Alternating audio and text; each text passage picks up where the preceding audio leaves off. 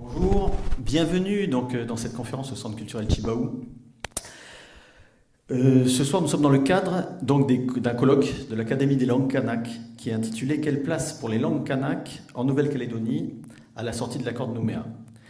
Dans le cadre de ce colloque, on est aujourd'hui le 21 février 2019.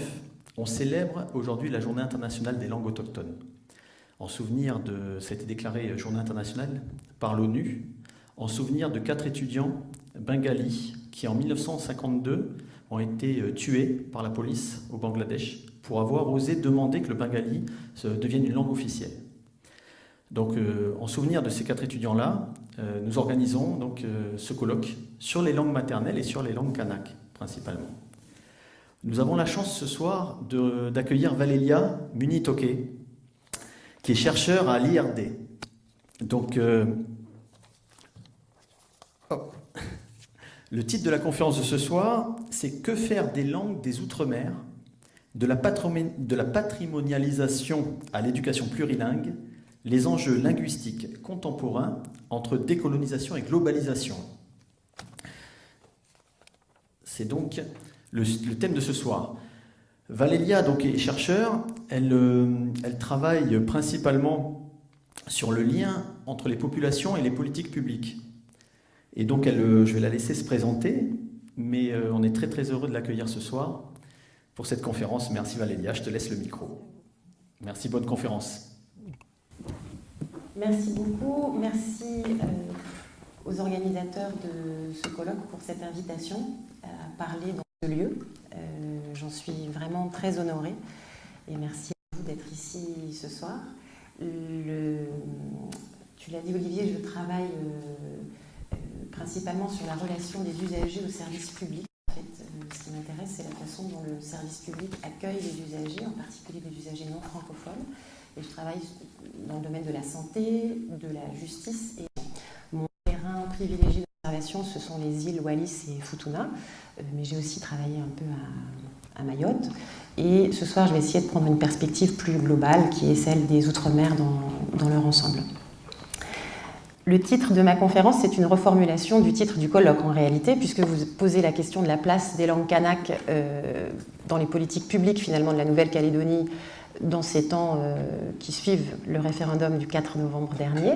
Je me garderai bien de donner une réponse à la question que vous avez posée, d'abord parce que je ne suis absolument pas spécialiste des langues kanak de Nouvelle-Calédonie, et ensuite parce que ça n'est pas aux chercheurs de donner ce type de réponse, mais de façon un peu... c'est pas de la provocation gratuite, mais tout de même, pour stimuler un peu la réflexion, j'avais envie de poser cette question qui paraît un peu brutale. Que faire des langues des Outre-mer ? Si je la pose de façon un peu brutale, c'est parce que, au terme après plus de 10 ans de recherche sur ces questions, que font les populations qui parlent une autre langue que le français en France, en gros, en particulier dans les Outre-mer, il me semble que ces langues des Outre-mer sont des objets assez fascinants, qu'on a tendance à célébrer d'un côté et puis à rejeter ou à oublier de l'autre. Et c'est cette tension permanente entre la célébration des langues des Outre-mer comme objet de patrimoine d'un côté et l'oubli des langues des Outre-mer comme langue de communication, langue d'enseignement qui m'intéresse. Et donc, que faire des langues des Outre-mer ? C'est une façon, pour moi, de partager avec vous une réflexion sur ces observations de terrain qui sont que on a l'impression que ce sont des objets encombrants, tout de même, de temps en temps, dont on ne sait plus très bien quoi faire. Alors, les langues des Outre-mer dont je parle ce soir, pour situer un petit peu les choses, je vous les ai mises là sur cette carte. Alors, l'État français en reconnaît une 50aine. Qu'est-ce que ça signifie reconnaître une langue pour l'État français ? On en reparlera tout à l'heure. On parle bien plus que 50 langues dans les Outre-mer français. Parce que dans tous les territoires, alors ils y sont plus ou moins soumis, mais on a les langues d'immigration des pays voisins, on a les langues que les gens connaissent de par leur histoire individuelle. Donc 50 langues, c'est une estimation, c'est un chiffre qu'il faut comprendre uniquement comme la somme des langues autochtones et des langues qui sont attachées spécifiquement au territoire et qui y sont parlées depuis longtemps. Mais ça ne prend pas en compte la diversité linguistique réelle. C'est un chiffre officiel, mais il faut bien le comprendre. Donc, l'État français reconnaît qu'il y a actuellement une bonne 50aine de langues qui sont parlées dans les Outre-mer français, Et c'est un chiffre intéressant si on le rapporte à l'ensemble des langues que l'État français reconnaît. Je reviendrai sur ces termes de reconnaissance, mais l'État français reconnaît 75 langues parlées en France, sur l'ensemble du territoire français, métropole et outre-mer. Ça signifie que les outre-mer comptent pour les 2/3 dans cette diversité linguistique que l'État français reconnaît officiellement. Ça n'est pas rien. Et la Nouvelle-Calédonie compte pour un tiers, enfin pour la moitié de ces 2/3, donc pour un tiers de la diversité linguistique totale reconnue par l'État, puisque la Nouvelle-Calédonie affiche 28 langues au compteur selon les chiffres officiels de l'ALK. Alors, quelles sont-elles, ces langues des Outre-mer? En fait, d'un territoire à l'autre, la situation est fort différente. Sur le continent nord-américain, là, vous avez un cadre noir qui est Saint-Pierre-et-Miquelon. Le cadre est en noir parce que Saint-Pierre-et-Miquelon est le seul territoire des Outre-mer français où la seule langue parlée, ensuite les autres, je ne parle pas encore une fois des langues d'immigration, de l'anglais, bref, c'est le français, parce que c'est une colonisation qui, dès ses débuts quasiment, a rayé la population autochtone de la carte. Donc le français est la seule langue restante.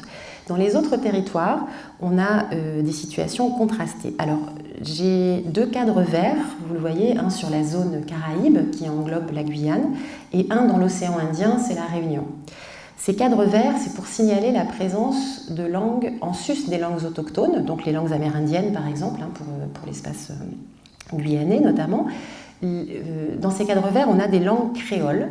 Les créoles, ce sont des langues qui n'apparaissent que dans certains contextes, et un contexte bien particulier qui est celui de l'esclavage, de la société de plantation.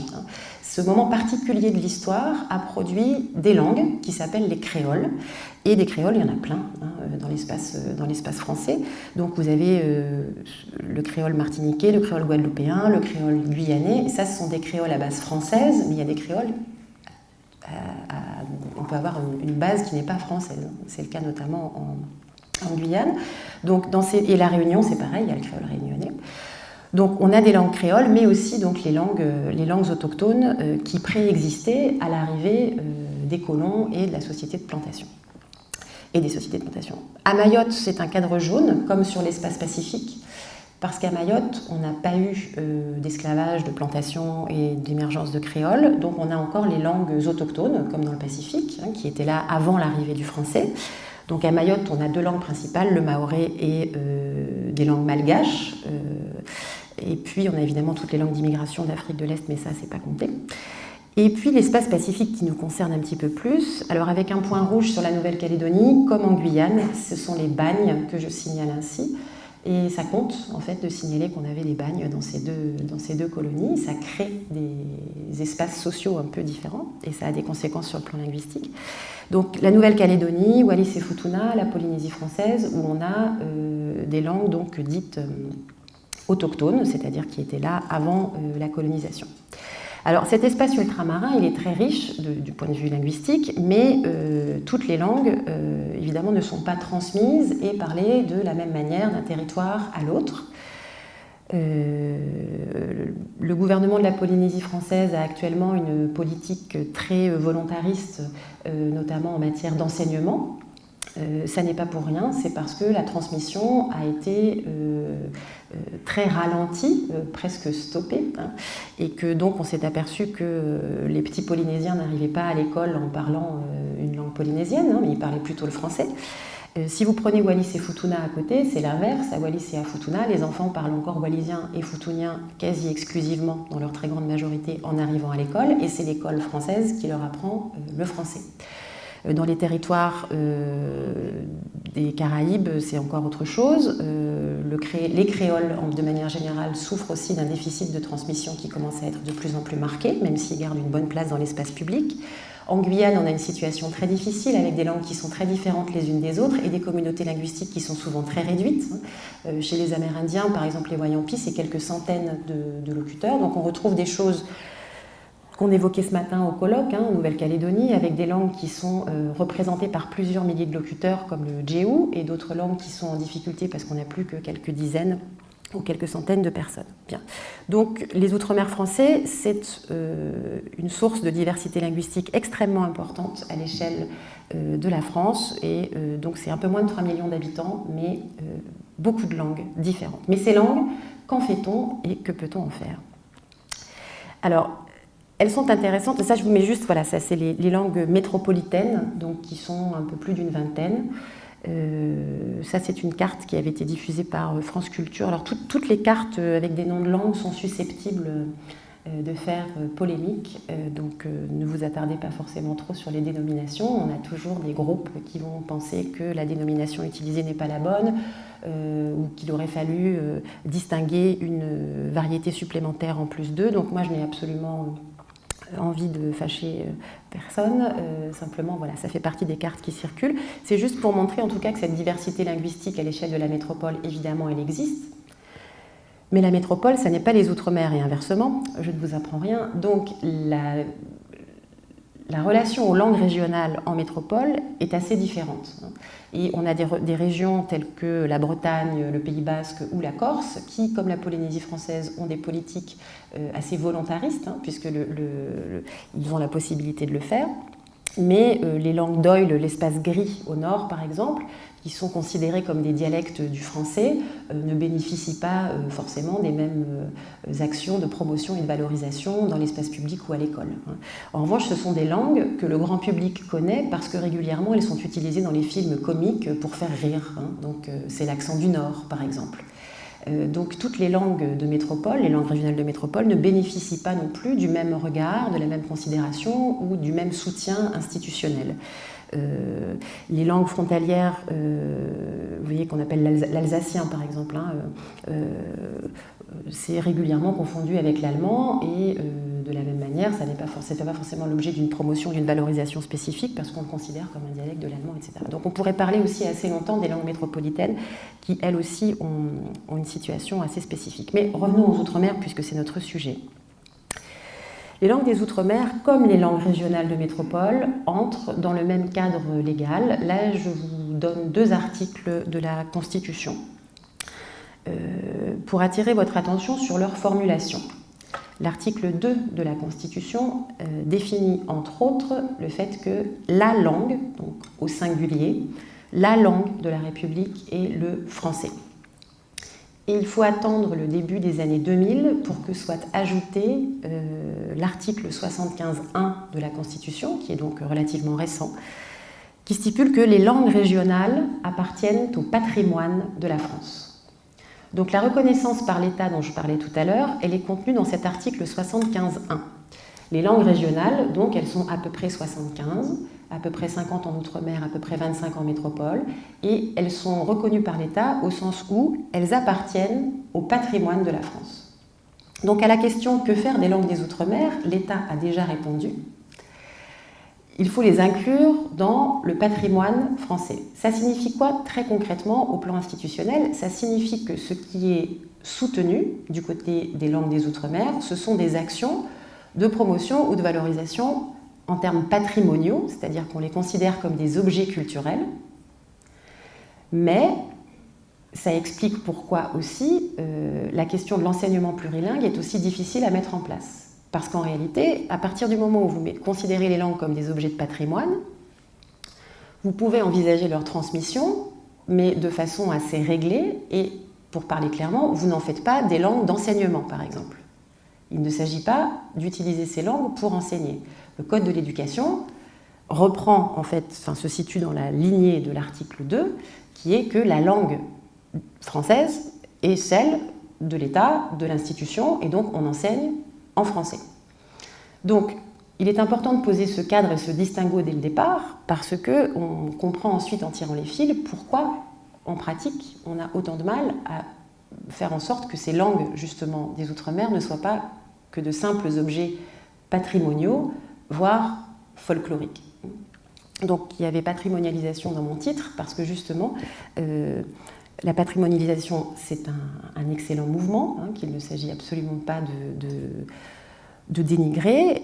L'appartenance au patrimoine, c'est une reconnaissance symbolique importante, mais le danger de la patrimonialisation seule, c'est qu'on arrive à couper ces objets de la vie sociale et de leur utilité au quotidien, par exemple. Enfin, c'est un risque.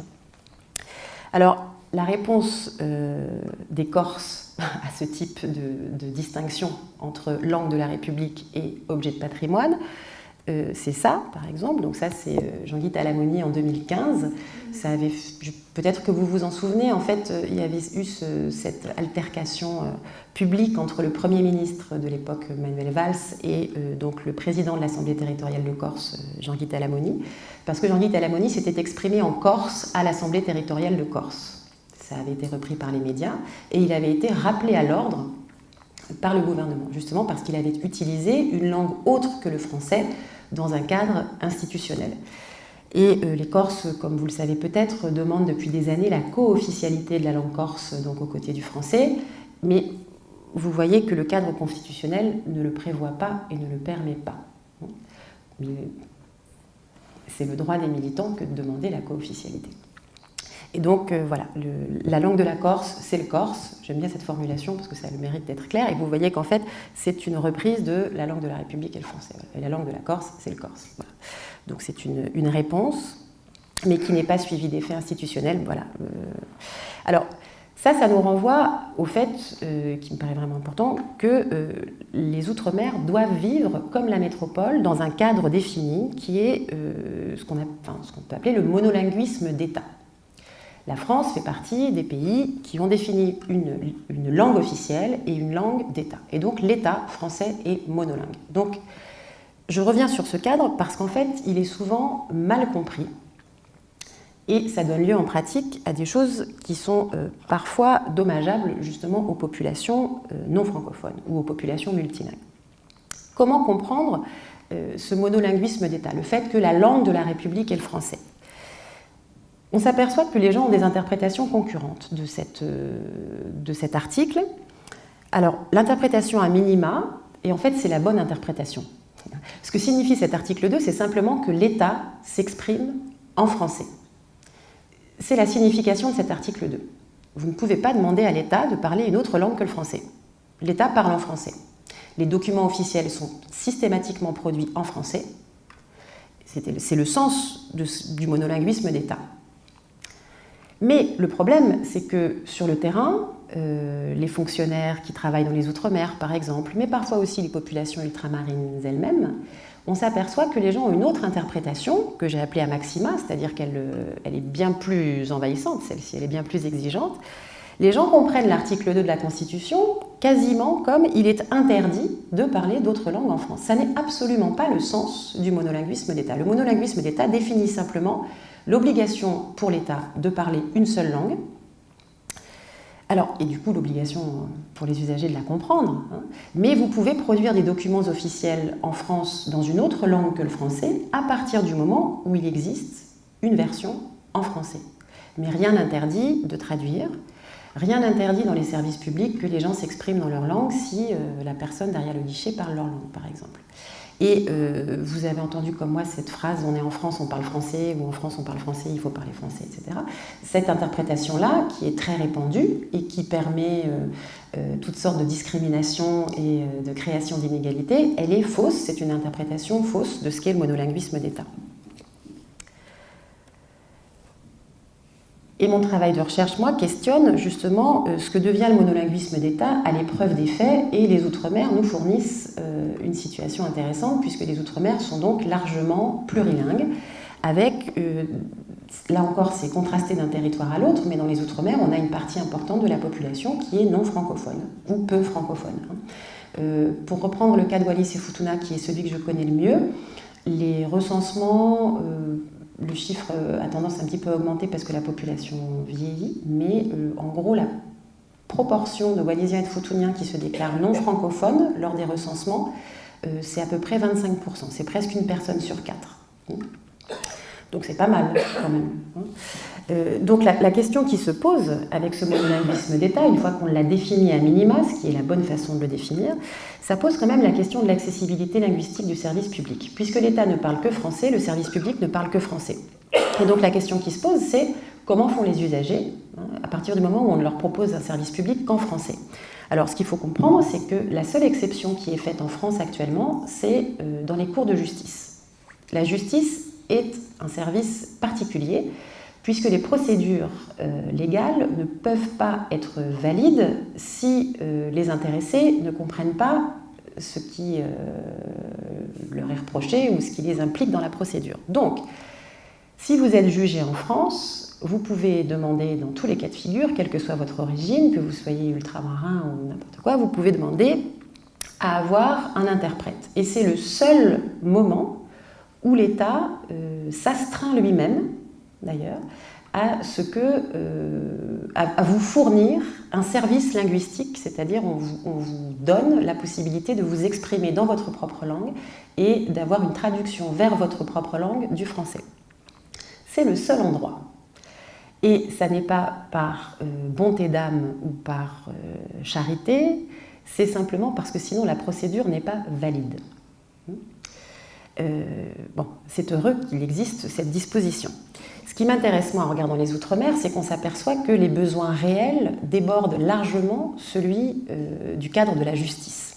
Et que si on va dans les hôpitaux, dans les centres de soins par exemple, si on va dans les écoles, on s'aperçoit que le monolinguisme d'État produit des effets qui ne sont pas tous très positifs, pour être clair, et que par exemple, il est absolument intéressant qu'on fasse attention à ce qu'un accusé comprenne son procès. Il est peut-être inquiétant qu'on ne s'inquiète pas du fait qu'un patient ne comprenne pas ce que dit son médecin. Or, je peux vous assurer qu'à Mayotte, à Wallis, et sans doute ici aussi en Nouvelle-Calédonie, et vraisemblablement à Pointe-à-Pitre et ailleurs, on a des patients qui sont chez eux, dans leur territoire, qui sont restés toute leur vie et qui arrivent à l'hôpital et qui ne comprennent absolument pas ce que dit le médecin. Mais dans ce cadre-là, il n'est pas fourni de service linguistique et on considère que c'est à la charge du patient, c'est à la charge de l'usager de comprendre, voilà, quoi qu'il arrive. Donc ce qui se passe, c'est que les soignants, les infirmiers, les infirmières, les aides-soignants vont tenter de traduire, par exemple, la famille aussi, les accompagnants, mais les recherches scientifiques qui sont très nombreuses sur ce sujet des patients qui ne comprennent pas, enfin qui ne parlent pas la langue des médecins, montrent que les interprètes non professionnels, c'est-à-dire la famille et les soignants, ce ne sont pas forcément les meilleures solutions pour que les patients aient un accès à la compréhension de ce qui se passe pour eux. Ça pose quand même une question politique fondamentale parce que ça pose la question de l'égalité de traitement des citoyens par le service public. Et que là, pour les Outre-mer, on voit bien que la question linguistique a un impact important sur des domaines de la vie qu'on a tendance à négliger dès lors qu'on parle de langue, puisque justement on parle de langue trop souvent en termes de patrimonialisation ou d'objets de culture. Mais la langue, ça vous sert aussi pour comprendre ce que dit le médecin, par exemple. Et donc, il n'y a pas de mesure de ces effets-là. Il faudrait faire des études quantitatives claires, mais moi, je fonctionne par enquête dite qualitative, c'est-à-dire par observation sur de longues années, de longs mois, d'un service ou d'une consultation.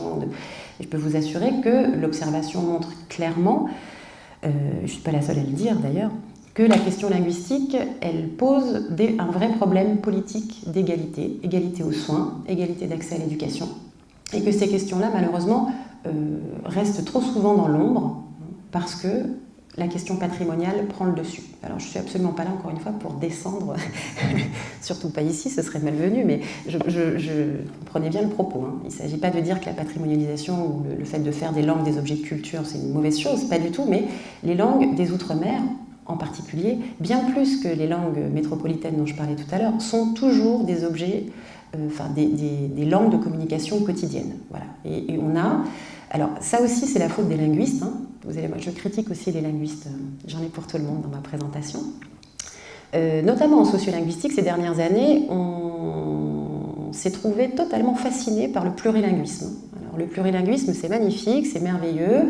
Tous ces gens qui parlent toutes ces langues, c'est fabuleux. Donc, il y a aussi un discours scientifique qui vient appuyer ces politiques de célébration du plurilinguisme. Moi, ce que je vois dans les Outre-mer, c'est aussi beaucoup de gens qui sont monolingues. Mais monolingues en créole, ou monolingues en wallisien, ou monolingues en mahorais. Et ce ne sont pas les plurilingues dont parlent les scientifiques ou dont parlent les institutions.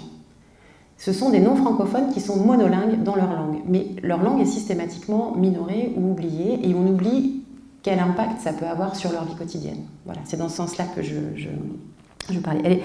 Et dans d'autres pays, ces questions-là ne se posent pas. Si vous allez en Scandinavie, par exemple, en Suède, vous pouvez demander à avoir une traduction par un service professionnel d'interprète si vous allez à l'hôpital. C'est-à-dire qu'il y a des pays dans lesquels on ne se pose absolument pas la question du service linguistique.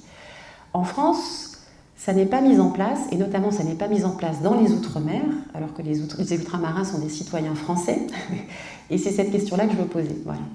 Alors en France, j'ai fait une observation il y a quelques années dans une consultation qui reçoit des non-francophones en particulier.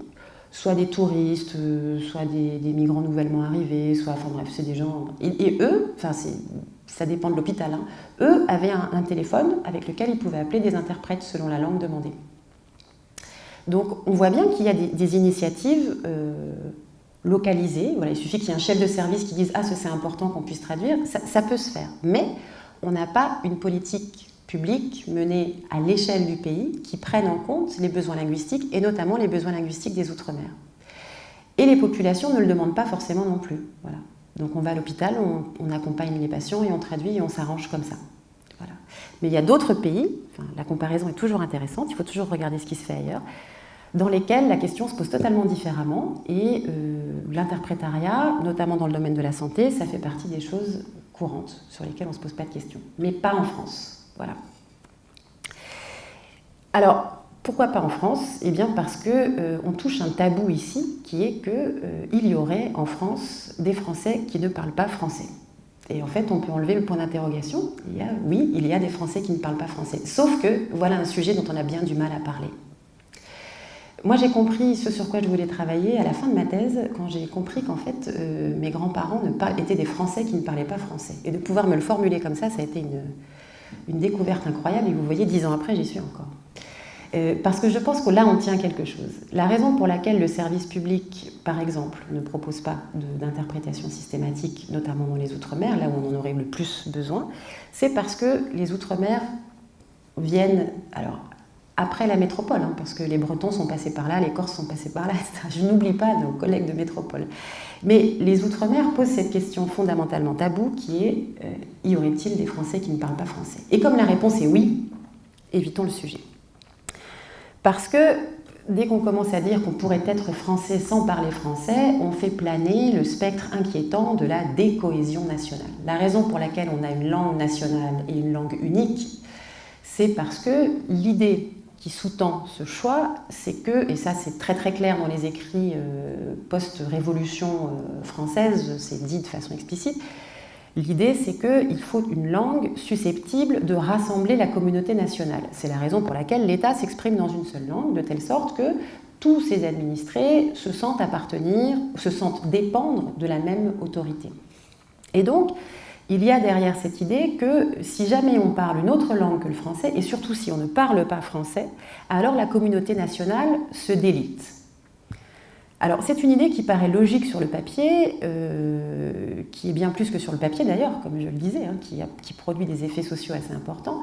En réalité, là aussi, si on observe les choses de façon un peu apaisée et en essayant de ne pas mettre d'idéologie dedans, hein, ce qu'on fait nous en sciences sociales, on s'aperçoit qu'il n'y a pas de lien entre le sentiment d'appartenance à une communauté nationale et la langue parlée.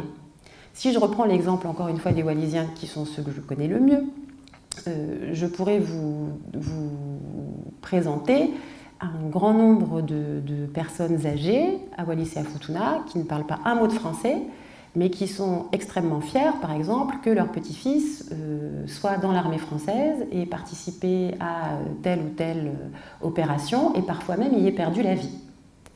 Ça me paraît être une marque d'attachement à la communauté nationale assez extrême, n'est-ce pas, dont tous les citoyens ne feraient pas forcément montre. Donc on ne peut pas poser de lien direct entre la langue que l'on parle et le sentiment d'attachement à la communauté nationale, ni même le respect qu'on peut avoir vis-à-vis de l'État qui la dirige. Donc mais le spectre de la décohésion nationale est toujours présent. De la même manière, on a du mal à penser qu'un être humain, voilà, j'ai mis des mots un peu compliqués, la pluralité du soi, mais un être humain peut être pluriel, on peut être à la fois... on peut se définir de plein de façons. Kanak, calédonien, français, océanien, on peut être toutes ces choses-là à la fois, femme, homme, tout ce qu'on veut. Et donc, en réalité, et métis aussi, par exemple, voilà des choses qui sont difficiles à penser dans les cadres institutionnels et politiques les plus communs. On a du mal à penser qu'on puisse être plusieurs choses à la fois. Donc, si vous parlez avec plaisir une autre langue que le français, on vous soupçonnera peut-être d'allégeance contraire, justement, à l'État. Mais je ne vous apprends rien ici, surtout en Nouvelle-Calédonie, c'est le bon endroit pour en parler.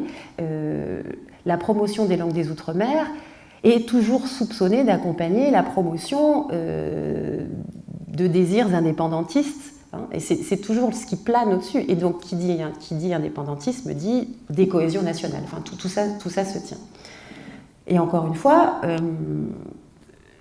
les locuteurs dont on parle là, pour eux, je ne pense pas que ça ait... Enfin, une femme de 80 ans qui va dans une consultation médicale et qui ne parle pas français, oui, elle est très très loin de la question de la communauté nationale et elle est peut-être même pas du tout indépendantiste.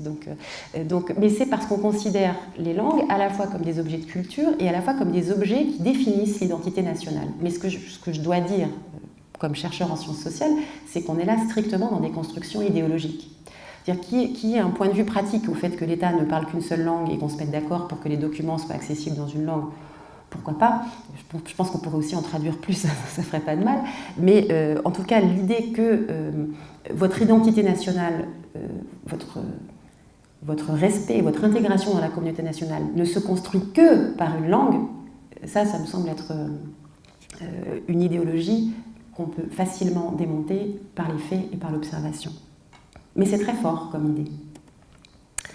Les situations multilingues que j'ai pu observer, donc, par exemple dans les lieux de soins, montrent que très rapidement, la langue autre que le français déclenche de la défiance. Quand un médecin qui vient d'arriver dans un territoire d'outre-mer entend des patients dans le couloir parler une langue qu'il ne comprend pas, je sais parce que j'en ai interviewé pas mal, beaucoup disent « mais j'ai peur qu'on soit en train de dire du mal de moi ». J'aime pas quand ils parlent une autre langue parce que j'ai l'impression qu'ils sont en train de critiquer quelque chose. Donc l'être humain est ainsi fait que lorsqu'il ne comprend pas, il va interpréter de façon un peu paranoïaque. Donc le multilinguisme dans les faits, c'est ça. Et j'y insiste, mais c'est en décalage avec ce discours institutionnel de la célébration du multilinguisme. C'est une richesse, toutes les langues, c'est fabuleux. Donc il y a des journées comme ça où on célèbre la richesse des langues. Et quand le lendemain on est à l'hôpital, on interviewe des médecins qui disent « moi j'aime pas trop quand ils parlent leur langue parce que j'ai l'impression qu'ils sont en train de se moquer de moi ». Et donc on a ce décalage entre ce que veut dire le multilinguisme sur le terrain pour les gens et ce que disent les institutions. Cette tension-là, elle me paraît importante aussi à souligner. Une autre chose sur laquelle j'aime bien réfléchir et faire réfléchir, c'est les différences de traitement évidentes entre les différents types de locuteurs non francophones. Donc les ultramarins qui ne parlent pas français, je l'ai dit, c'est un tabou, ce sont des Français qui ne parlent pas français, mais on fait comme s'ils n'existaient pas. Et puis on attend que ça se tasse. On espère que ça va finir par se tasser. Ils vont bien tous finir par parler français. Voilà, donc on attend. En réalité, il y a encore plein d'enfants qui naissent en parlant une autre langue que le français, donc je ne suis pas sûre que ça s'arrête tout de suite. Mais en tout cas, ces locuteurs non francophones, on n'a pas très envie de les voir, voilà, parce que ça dérange un peu l'idée de la cohésion nationale, ou de l'unicité de la communauté nationale. En revanche, il y a des locuteurs non francophones qu'on accueille à bras ouverts et pour lesquels on a beaucoup de considération. Je pense par exemple, il y a une thèse très intéressante qui a été faite à l'Université de Bretagne il y a quelques années sur l'accueil des Britanniques qui achètent des maisons en Bretagne et qui s'y installent. Voilà. Les municipalités vont traduire les brochures, leur faciliter l'accès à un tas de services parce que c'est bon pour l'économie de la région, tout bêtement. Donc ces locuteurs non francophones d'une autre langue que le français, donc en l'occurrence ces anglophones, eux, ne paraissent présenter aucun risque pour le pays. Et en fait, on supporte un tas de choses de la part de certains locuteurs non francophones et beaucoup moins de la part d'autres. Prenez aussi la question des accents. J'aime bien la figure de Jane Birkin parce que tout le monde la connaît et qu'elle est particulièrement célèbre pour son accent. Après près d'un demi-siècle passé en France, elle continue à confondre les 1 et les 1 et à prononcer les R à l'anglaise. Tout le monde trouve ça absolument mignon. Voilà, tout le monde trouve ça très mignon. Essayez de passer au journal télévisé avec un accent créole guadeloupéen ou même occitan sur un sujet sérieux. on va pas penser forcément que c'est une bonne chose. Donc j'attire votre attention là-dessus, qui est que d'une langue à l'autre, on a tendance à traiter les gens différemment. Et ça n'est pas parce que vous ne parlez pas français que vous allez être rejeté. C'est beaucoup plus compliqué que ça. Ou que vous allez être considéré comme une menace pour l'unité nationale. C'est bien plus compliqué que ça. Et je pense que ces différences de traitement, on doit y réfléchir parce que ça dit des choses forcément sur la façon dont on voit justement cette communauté nationale. Donc du côté des ultramarins, moi je ne vois pas d'hostilité spécifique de l'institution, mais je vois plus des formes d'invisibilisation de ce qui se passe réellement dans les Outre-mer. On fait comme si les Outre-mer parlaient français. Voilà, ce qui n'est pas le cas. Sauf au moment de la journée des patrimoines, où là, on veut bien en voir. Alors, la sauvegarde des langues, dont on a beaucoup parlé aussi ces dernières années, notamment l'UNESCO, vous le savez, finance à très large échelle dans le monde la documentation de ce qu'on appelle les langues en danger. Donc vous en avez ici en Calédonie des langues en danger, et même des langues tellement en danger qu'elles ont disparu. Mais dans le monde entier, le chiffre, alors les chiffres c'est toujours un peu compliqué, mais on estime qu'il y a un peu moins de 7000 langues actuellement parlées dans le monde, ce qui est pas mal.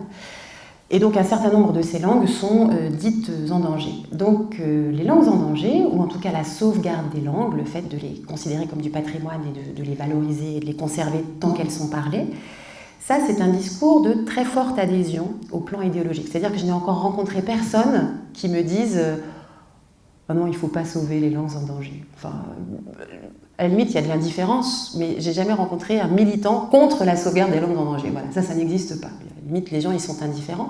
Mais sinon, on n'a que des gens qui trouvent ça absolument formidable. Voilà, c'est très consensuel. Donc, au plan idéologique, tout le monde est convaincu.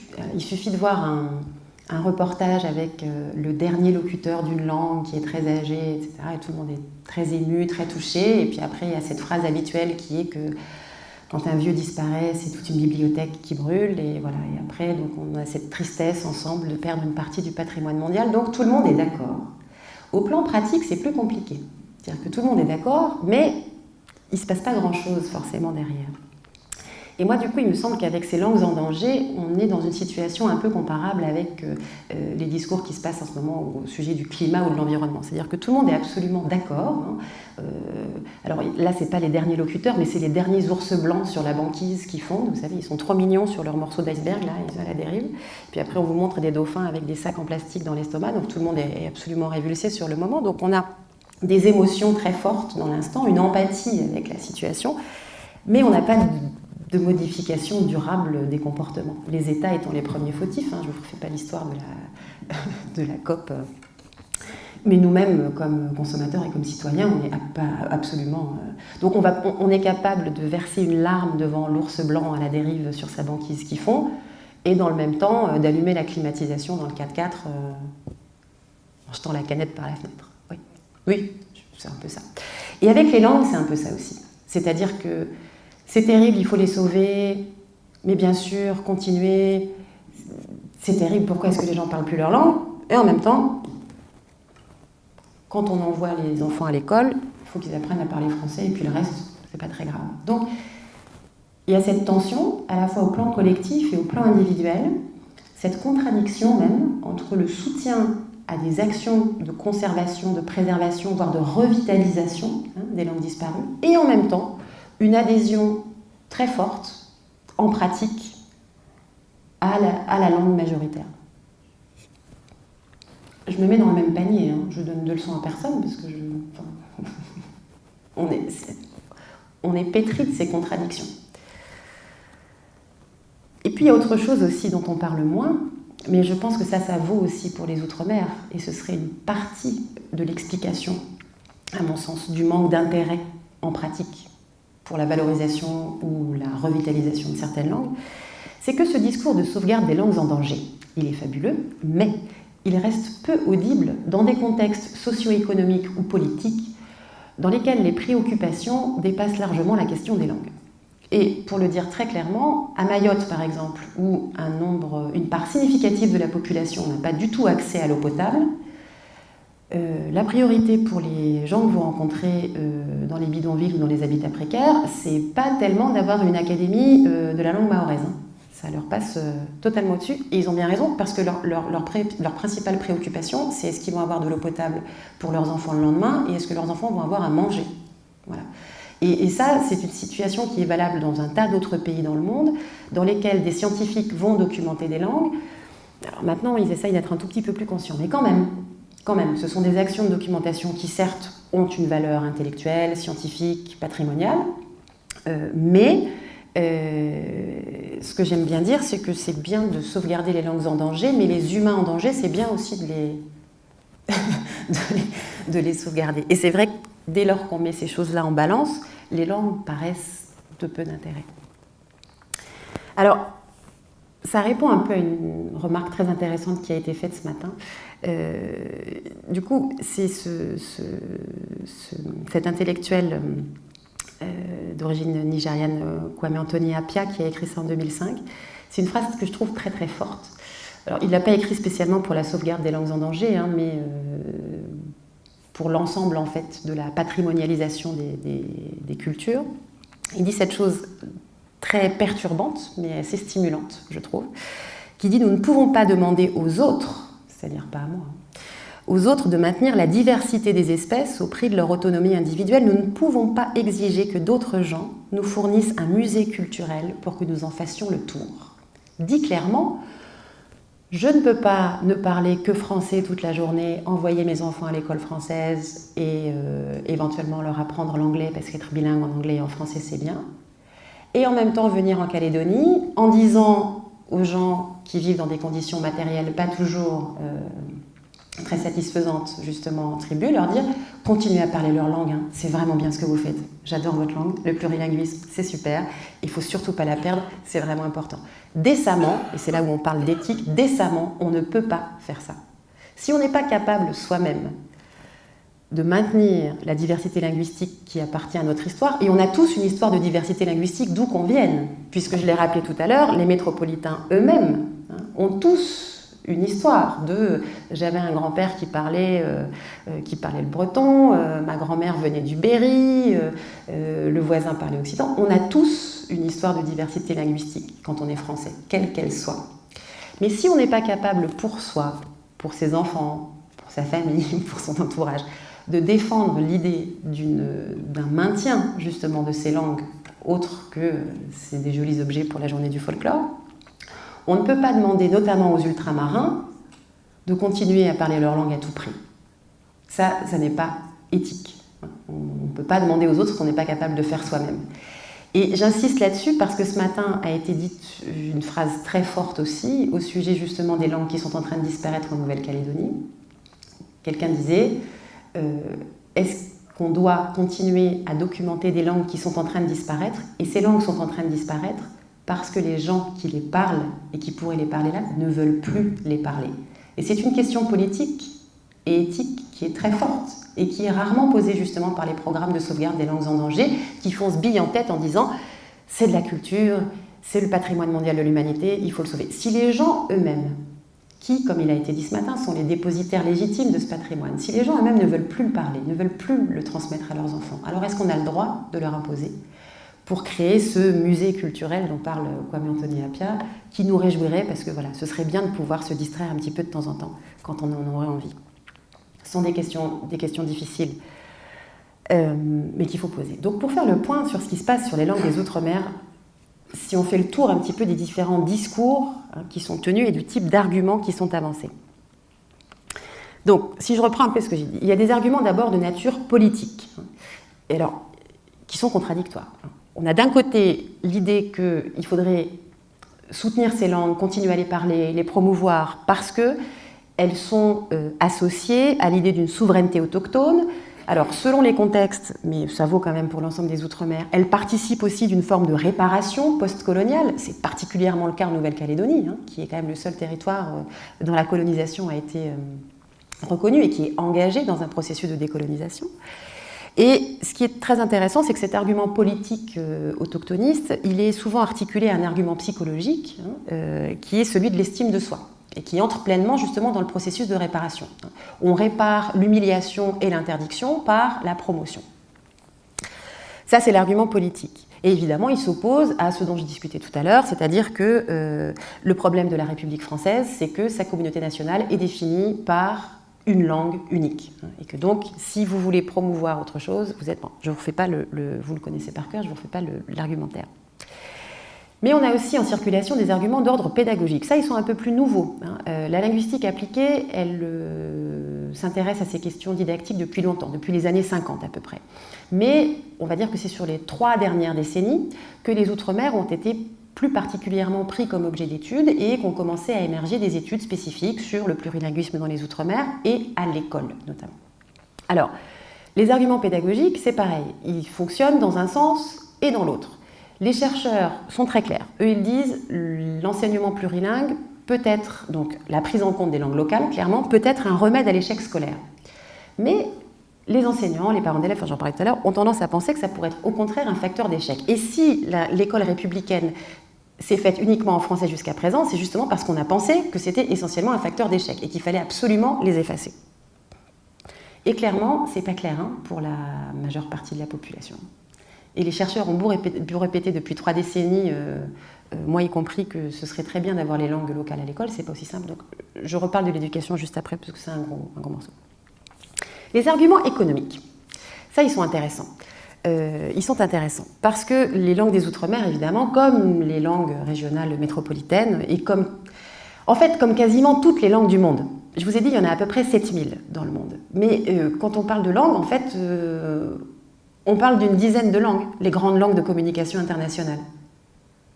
Et qui sont exceptionnelles, et qui sont de plus en plus exceptionnelles, parce qu'avec la globalisation, justement, et les moyens de communication, ça commence à la colonisation, et ça continue avec de nouveaux moyens, là, à la fois économiques et de communication, etc. Mais jamais aucune langue dans l'histoire de l'humanité n'a eu une communauté linguistique aussi immense. D'abord parce que la population humaine a une croissance qui est exponentielle, et ensuite parce que les communautés linguistiques dans les premiers temps de l'humanité, pour ce qu'on en connaît, par définition, c'était des petites communautés. C'est pour ça qu'il en reste encore 7000 d'ailleurs. Pour qu'une langue devienne une langue de communication internationale, comme l'anglais par exemple, ou même le français, qui est quand même pas si mal situé, vous voyez ce que ça suppose quand même comme histoire. De contact entre les populations, de colonisation justement, de continuation de la colonisation par d'autres moyens, de globalisation, d'échanges économiques, culturels. Il faut des actions humaines en très grand nombre et sur un très long temps pour qu'on arrive à cette situation exceptionnelle avec... Je ne sais pas, moi, je ne vais pas prendre le risque de donner un chiffre sur combien de locuteurs d'anglais dans le monde, mais si on compte tous ceux qui sont anglophones secondairement, et qui sont de très bons anglophones en général, parce qu'il y a un certain nombre de gens qui travaillent en anglais uniquement, etc., c'est énorme. Mais c'est une situation totalement inédite dans l'histoire de l'humanité. Mais on a tendance à penser que c'est la norme.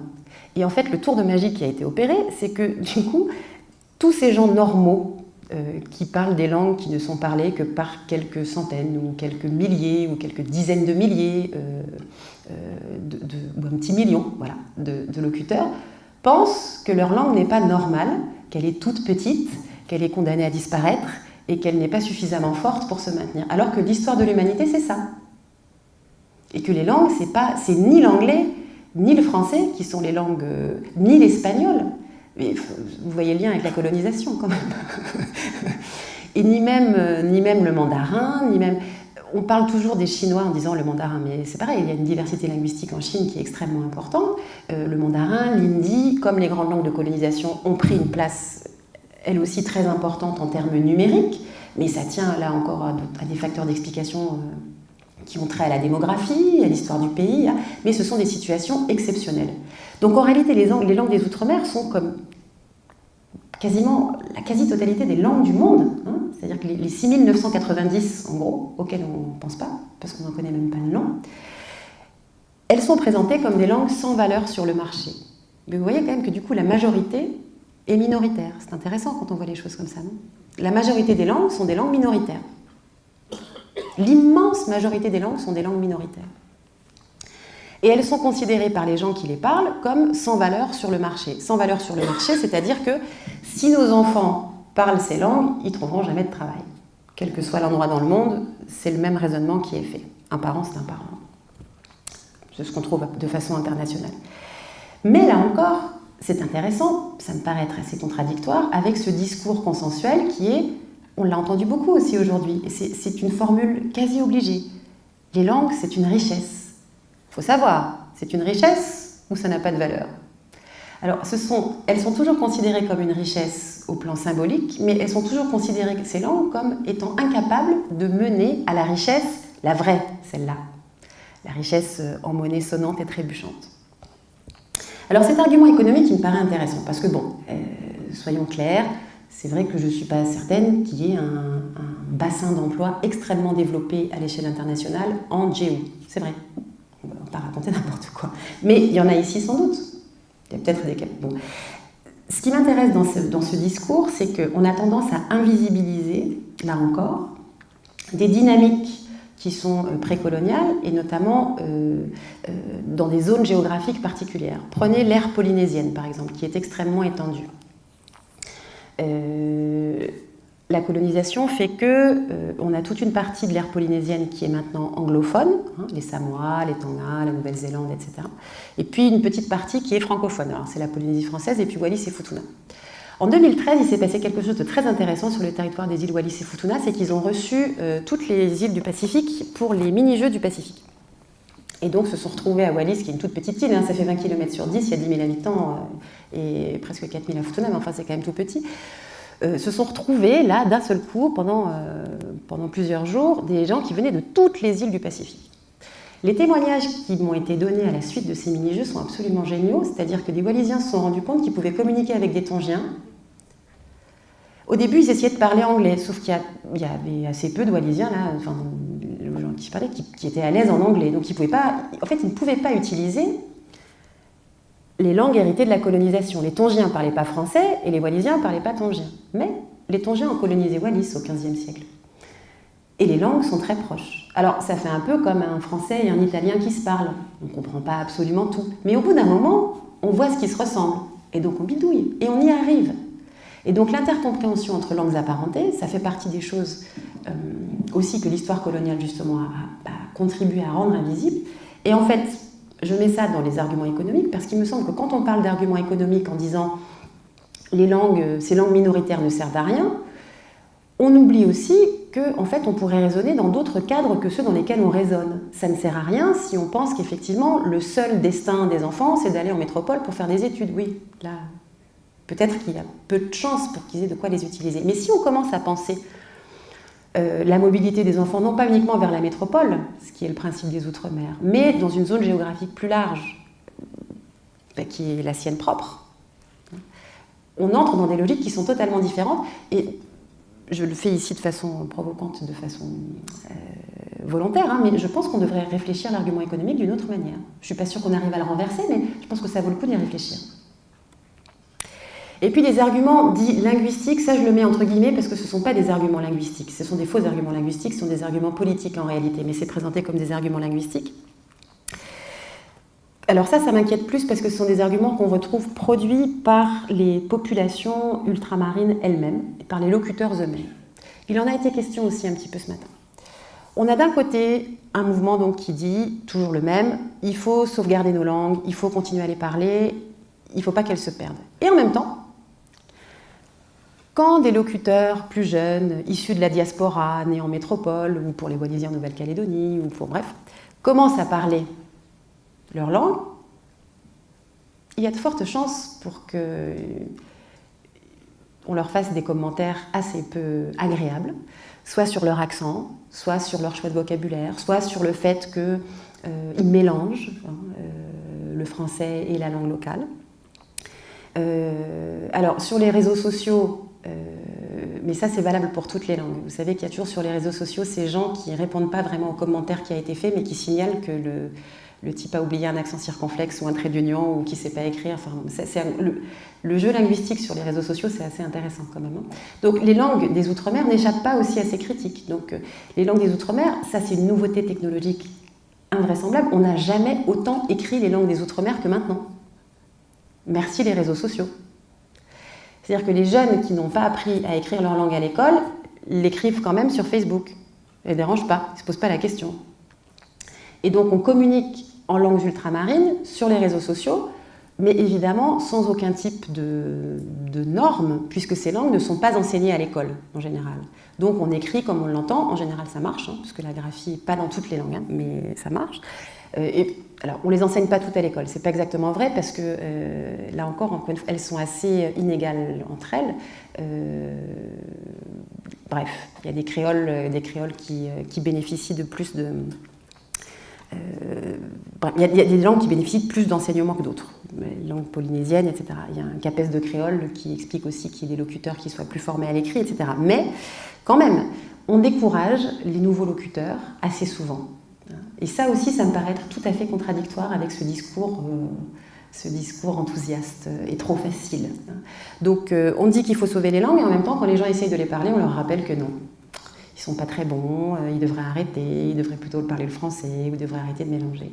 Et ces nouvelles pratiques, mais ça a été évoqué ce matin, et je ne peux vraiment que me ranger du côté de ce qui a été dit, comment les accueille-t-on ?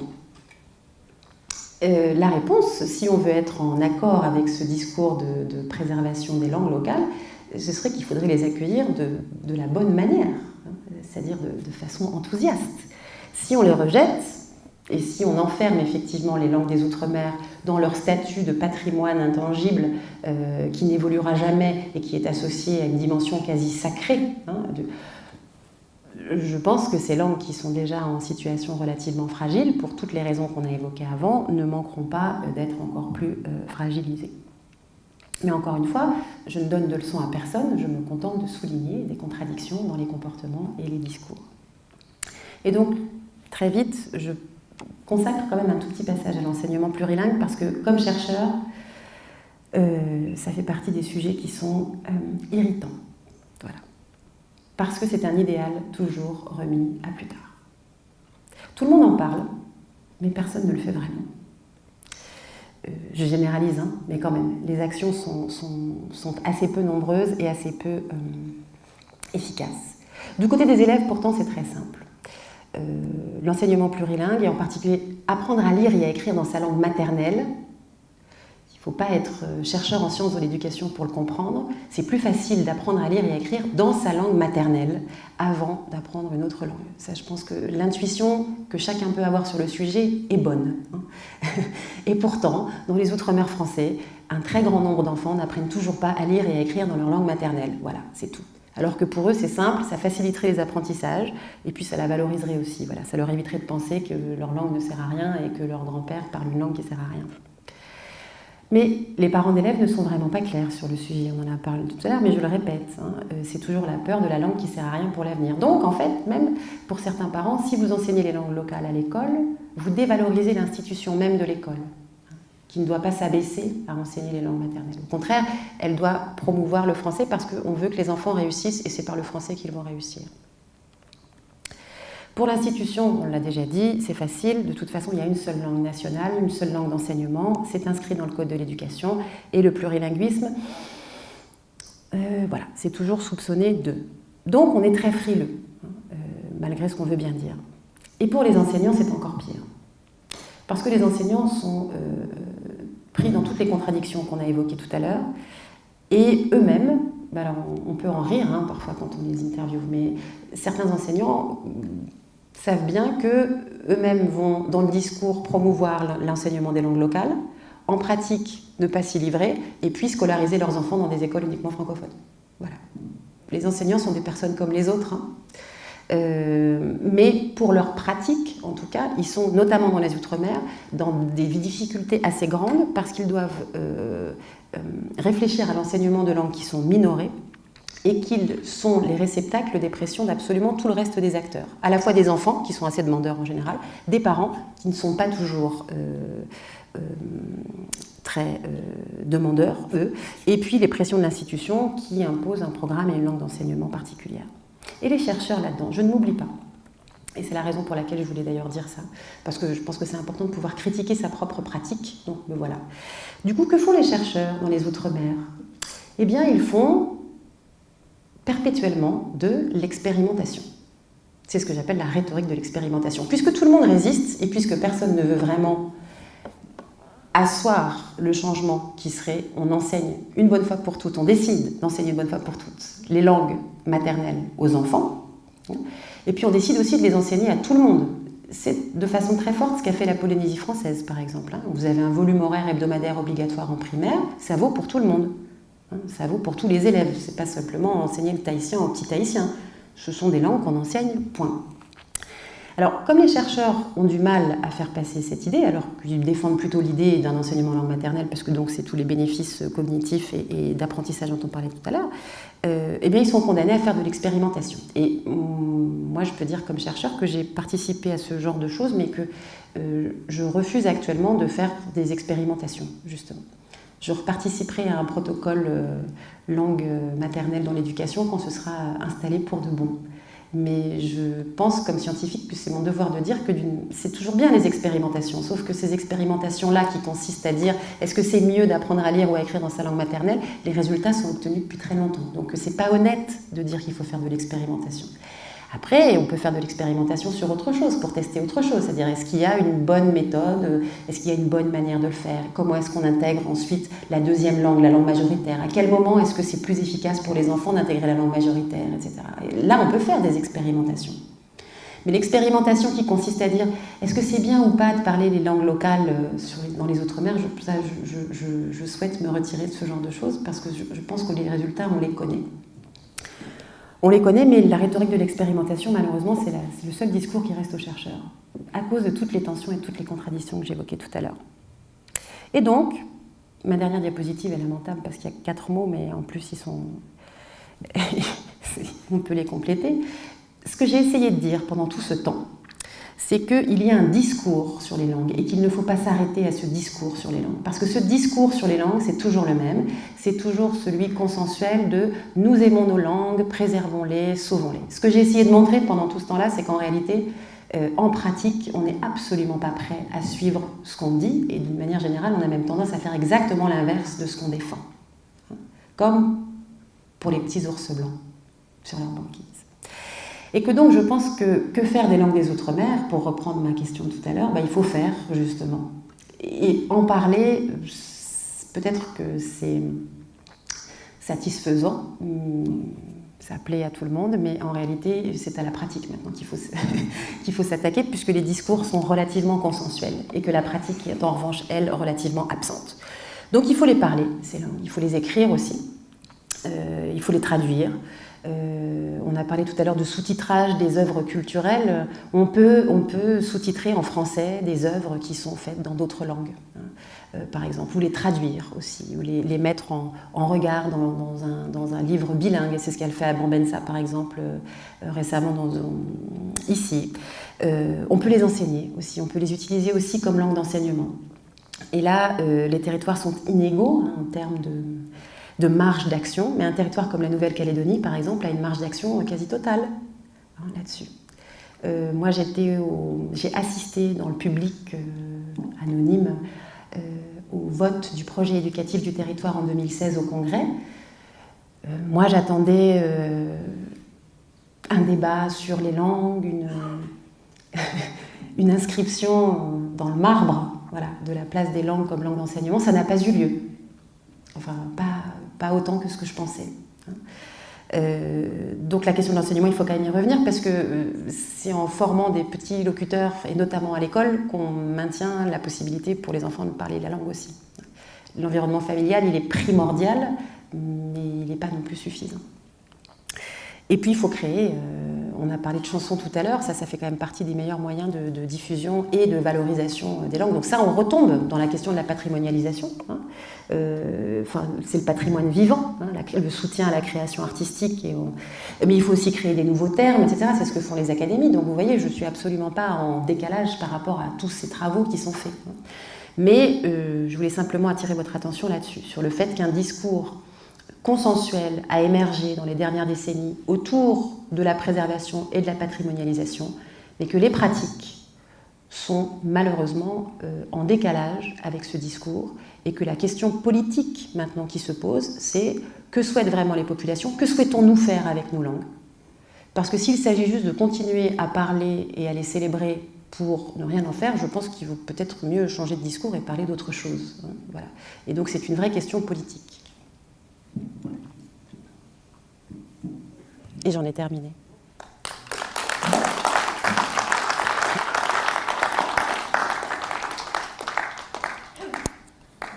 Merci beaucoup Valéria pour cette belle conférence.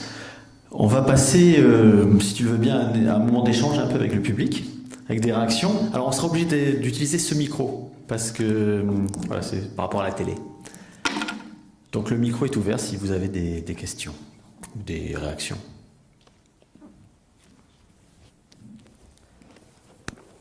Monsieur Patrice Gaudin. Oui, c'est une question. On voit bien que dans tout ce discours, il y a plein d'éléments contradictoires. Et ces éléments contradictoires, on les retrouve aussi, d'ailleurs, comme vous l'avez signalé, dans le domaine de l'écologie et dans d'autres domaines. Mais ce qui me surprend dans votre conférence, c'est que vous ne nous dites pas pourquoi. Qu'est-ce qui explique ça? On ne peut pas prendre ça pour de l'incohérence psychologique ou intellectuelle. C'est qu'il y a bien un certain nombre de facteurs qui enferment les gens dans quelque chose qui semble proprement insoluble, c'est-à-dire dans une sorte de cercle vicieux, de double contrainte, d'injonction paradoxale, on peut se ça comme on veut. Et là, derrière ça, il y a forcément une structure sociale et politique. Alors, c'est intéressant que vous parliez de ça parce qu'il y a un grand nombre de travaux actuellement qui sont produits justement sur la question climatique, sur ce que vous avez appelé cette incohérence. Donc on parle de dissonance cognitive beaucoup. Il y a beaucoup de travaux actuellement qui sont orientés vers la compréhension des comportements contradictoires, justement avec les discours ou avec l'adhésion idéologique et sur la question du climat, ça produit beaucoup de travaux en ce moment. Et on pourrait faire les mêmes effectivement sur la question des langues. Pourquoi est-ce que ça se passe comme ça? Je pense que ce que j'ai essayé d'expliquer, moi, c'est... là, sur la question des Outre-mer, je vais m'en tenir à ce que je connais le mieux. Je pense que l'histoire coloniale explique, en très grande partie, la situation actuelle et le fait que, justement, les interdictions qui ont pesé sur les langues des Outre-mer pendant la période coloniale continuent d'avoir des effets et qu'elles ont été, mais ça je ne suis pas la seule à le dire, c'est un discours qui est relativement connu, et vous-même d'ailleurs vous pourriez le dire. Donc on a intégré un certain nombre de choses, le fait que les cultures locales sont donc minoritaires, moins intéressantes, même potentiellement un danger pour la République, etc., etc. Et que donc on en arrive à un point où les locuteurs eux-mêmes, donc par exemple les parents d'élèves dont je parlais, vont être dans des contradictions où tout le week-end ils vont parler dans le cadre coutumier par exemple leur langue, et puis le lundi matin ils envoient les enfants à l'école et ils vont les réprimander si leur français n'est pas parfait ou s'ils s'aventurent à parler une autre langue. Donc ces contradictions, elles s'expliquent dans les Outre-mer, par l'histoire coloniale, ça paraît assez évident, aussi par les facteurs socio-économiques, c'est ce que je disais tout à l'heure, c'est-à-dire que c'est bien gentil ces histoires de langue, mais quand on est dans des conditions matérielles d'existence qui sont extrêmement difficiles, et les conditions matérielles d'existence sont plus difficiles dans les Outre-mer qu'en métropole, il y a des situations de très grande pauvreté en métropole, c'est évident, mais si je prends les indicateurs sanitaires, par exemple, le rapport de la Cour des comptes de 2014 sur la santé dans les Outre-mer, il est absolument alarmant. Taux de mortalité infantile en Guadeloupe, c'est 3 fois la métropole, par exemple. J'ai plus les chiffres, il faut aller regarder les chiffres, mais tous les indicateurs sanitaires, par exemple, sont dans le rouge. Échec scolaire, on est dans le rouge aussi. L'échec scolaire, malheureusement, il est lié à la question linguistique, je pense. Mais bon, en tout cas, ce que je veux dire, c'est que les populations des Outre-mer, regardez les manifestations contre la vie chère qui ont fédéré quasiment tout l'ensemble ultramarin. Clairement, quand les conditions matérielles d'existence sont difficiles, quand les situations politiques, alors là aussi héritées de l'histoire coloniale, sont extrêmement tendues, la question des langues paraît secondaire, et pour des raisons assez légitimes. Alors après, mon travail, moi, de chercheur, c'est d'essayer de remettre un petit peu les langues à leur place, c'est-à-dire pas forcément de les mettre spécifiquement en avant, mais de montrer, c'est ce que j'essayais de dire tout à l'heure quand je parlais des patients qui ne parlent pas français à l'hôpital, par exemple, de dire que ces langues-là, il faut aussi les remettre à leur place et les considérer comme des objets de communication quotidienne et voir quels effets elles ont sur les gens et pour les gens, quoi.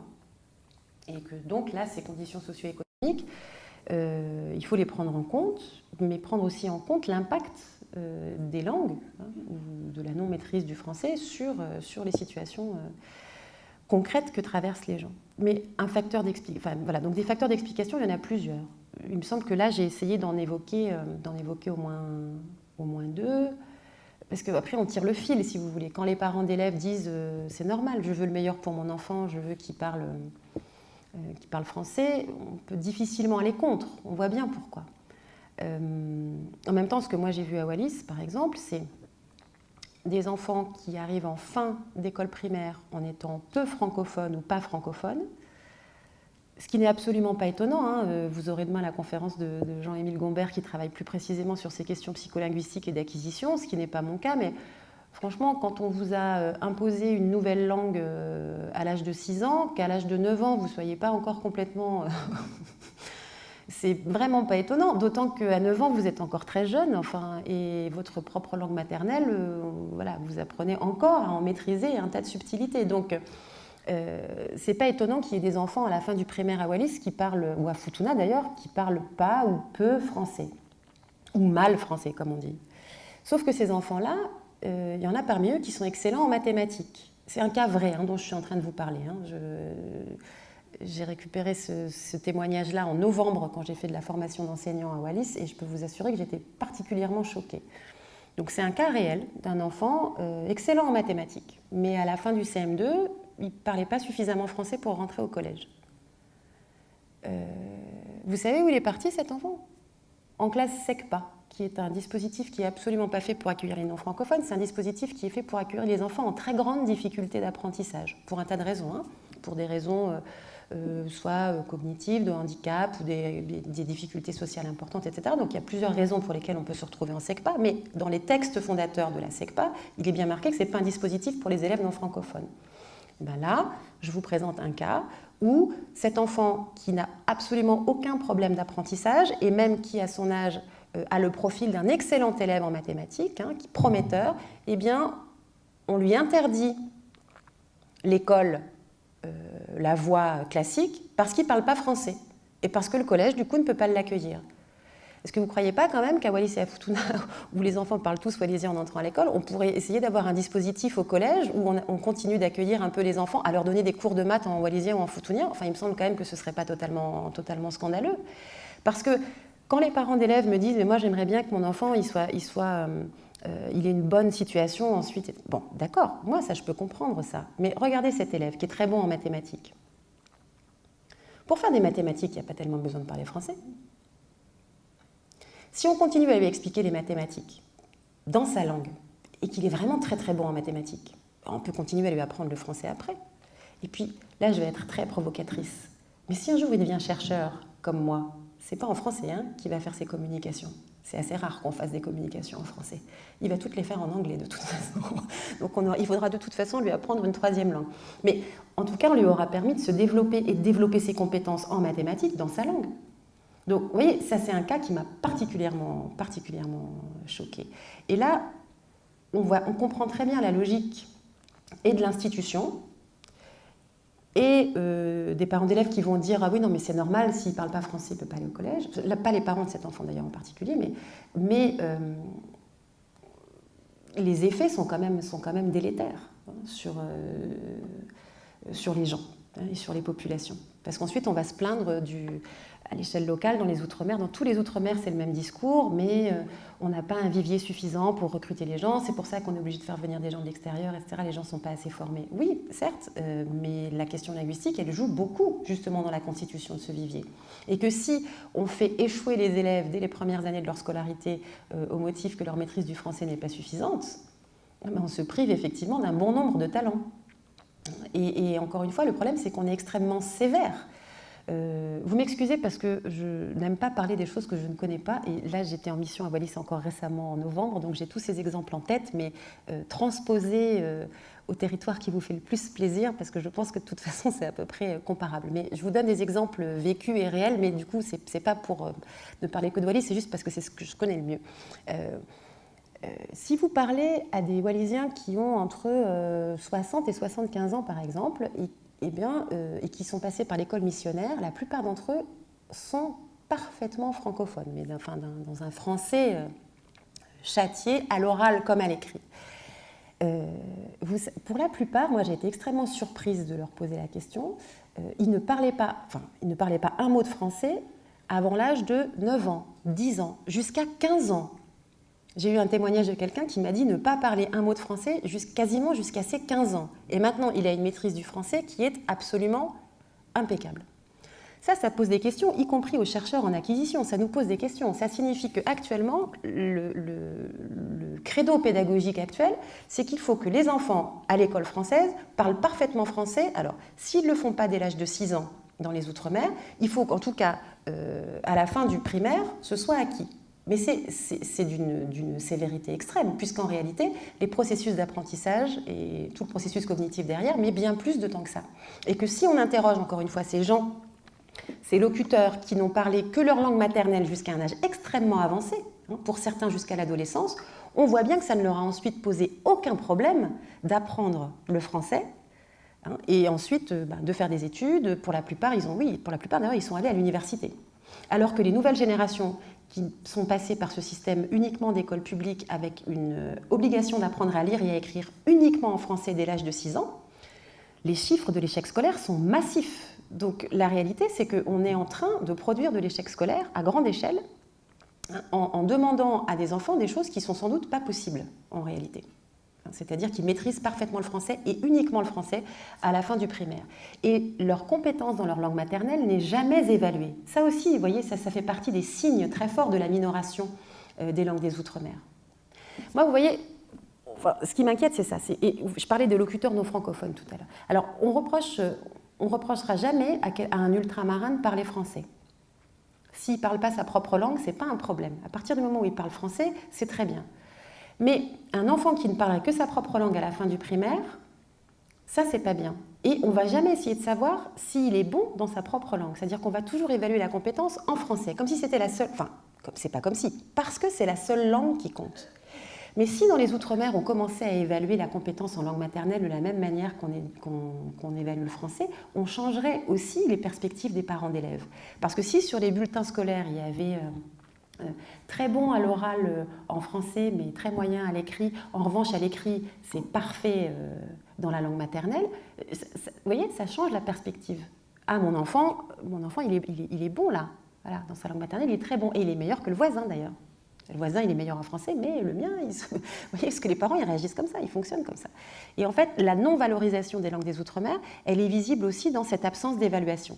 En fait, c'est pas grave, tu la parles pas, tu la parles pas bien, bon, il y aura peut-être un jour une situation dans ta famille ou dans un geste coutumier où on te fera le reproche de parler avec un accent ou de mal parler, tu seras humilié, mais tant pis. À l'école, en tout cas, si tu parles mal ta propre langue ou on s'en fiche, et si tu la parles très très bien, on s'en fiche aussi.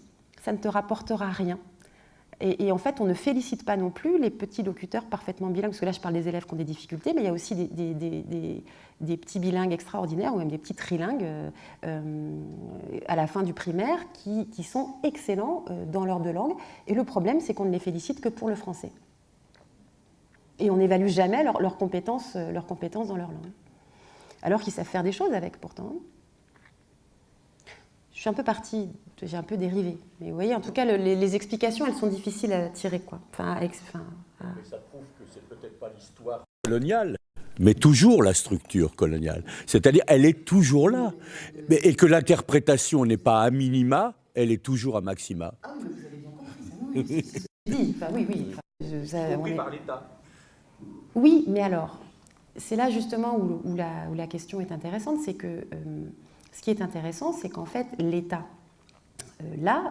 a défini, n'a pas une compréhension à maxima des choses. Enfin, l'État sait très bien ce que c'est que le monolinguisme d'État. Par exemple, quand l'État propose une réforme de l'orthographe, vous avez entendu parler, je pense, des réformes orthographiques, c'est 99, je crois. Hein. Donc, on a proposé, vous savez, la suppression d'un certain nombre d'accents circonflexes et puis la simplification des mots avec des traits d'union, etc. Il y a des gens qui pensent qu'en fait, du coup, c'est obligatoire d'écrire comme l'État a dit, mais pas du tout. En fait, en termes linguistiques, l'État n'édicte jamais dedans. C'est pour lui-même et ses agents, en fait, que l'État produit des obligations. Et ça, la population ne le sait pas. Jamais personne n'est allé en prison pour une faute d'orthographe, hein, heureusement. C'est pas comme le port de la ceinture au volant. Voilà. L'État a le droit de signaler votre infraction si vous ne mettez pas la ceinture au volant, mais si vous faites une faute d'orthographe, l'État ne vous punira pas. En revanche, si vous êtes un agent de l'État, c'est autre chose, vous voyez, c'est ça le monolinguisme d'État, ou la définition de la norme linguistique par l'État. Si vous êtes un agent de l'État, vous êtes obligé de suivre les recommandations, les préconisations de l'État. Vous voyez, donc, en tant qu'agent de l'État, vous êtes invité à suivre, par exemple, les simplifications orthographiques, même si en réalité, personne ne le fait. Et surtout pas les enseignants, ce qui est bien un problème d'ailleurs. Mais par exemple, je ne sais pas moi, je ne sais pas si vous avez vu passer, je crois que c'est 2010, c'est une circulaire de François Fillon à l'époque qui a décidé qu'on n'utiliserait plus le terme mademoiselle dans les formulaires de l'État. Donc l'État, depuis 2010, il y a une circulaire qui enjoint les services de l'État à ne plus utiliser mademoiselle. Donc normalement, quand vous avez un formulaire produit par l'État, vous devez avoir madame, monsieur, hein, parce que l'État a cédé à la pression, à mon avis bonne, hein, des gens qui lui disaient qu'il n'y avait pas de raison de signaler la situation matrimoniale des femmes et pas celle des hommes, quoi. Bon. Mais si vous êtes une entreprise privée et que vous constituez un fichier client, vous avez le droit de demander mademoiselle, madame, monsieur, parce que vous n'êtes pas l'État. Donc l'État sait très bien où sont les limites de son monolinguisme, par exemple. Moi, j'ai interrogé la position de l'État tout à l'heure pour dire que, d'accord, l'État ne s'exprime qu'en français, c'est son droit et c'est la situation qu'il impose. Mais il me semble que les services linguistiques, par exemple à l'hôpital, par exemple à l'école, ça n'entre pas en contradiction avec le pacte républicain et ça n'entre pas en contradiction non plus avec la langue de la République et le français. Et que donc il faut quand même poser la question à l'État de savoir pourquoi est-ce que ces services-là sont possibles dans d'autres pays et pas en France. Et là, on retombe sans doute sur le fait que c'est aussi la population qui porte à maxima, enfin cette interprétation justement à maxima qui est, non, finalement, on est en France, il faut parler français. Mais c'est une interprétation erronée en réalité de l'esprit de ce qu'est le monolinguisme d'État, de ce qu'il signifie.